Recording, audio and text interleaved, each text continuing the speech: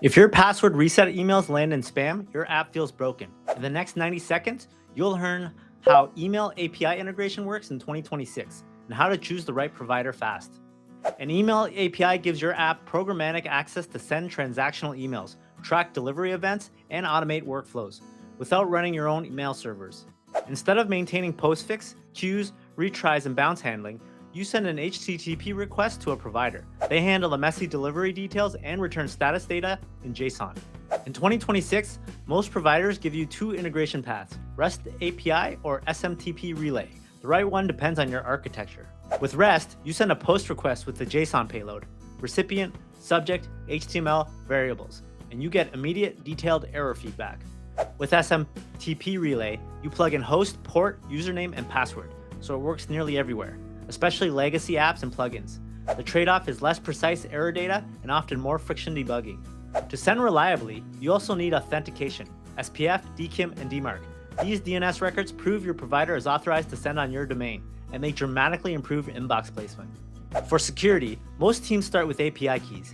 Use environment variables, rotate keys regularly, and store secrets in tools like AWS Secrets Manager or Vault.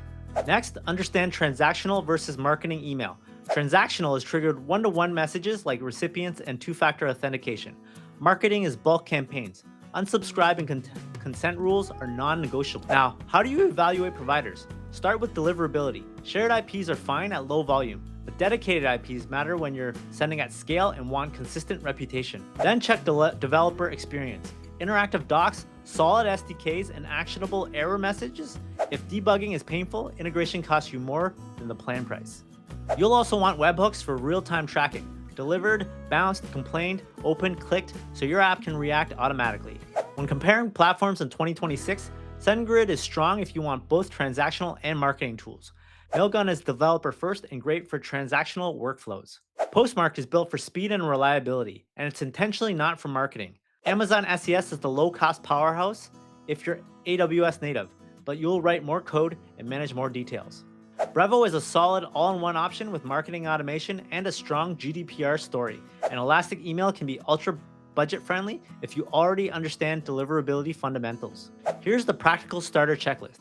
Verify your sending domain, configure SPF, DKIM, DMARC. Generate credentials, send a test email, then turn on webhooks and monitor bounce rates. If you remember one thing, remember this. The provider matters, but correct setup matters more. Authentication monitoring and list hygiene best feature checklists. If you're building email into your app this year, pick one provider and run a quick proof of concept today. Send a test, inspect webhooks, and validate deliverability. Subscribe for more developer guides and share what your stack you're considering.